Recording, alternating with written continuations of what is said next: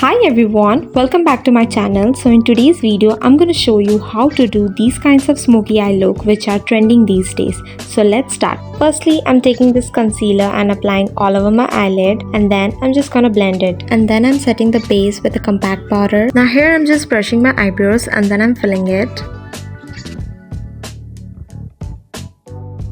Now just take your favorite kajal and apply a thick eyeliner upper lash line. Don't worry about the perfect eyeliner because anyway we are going to smudge it. Now just take a light brown shade and apply on your eyelid. Now I'm taking this medium light brown shade and blending into my eyelids. Now I'm just drawing a perfect wing eyeliner on both of my eyes. Now applying kajal on my waterline and on my lower lash line. And now take a flat brush, or also you can use a Q-tip to smudge it. Now I'm using this hydrating primer for that perfect glowy smooth base.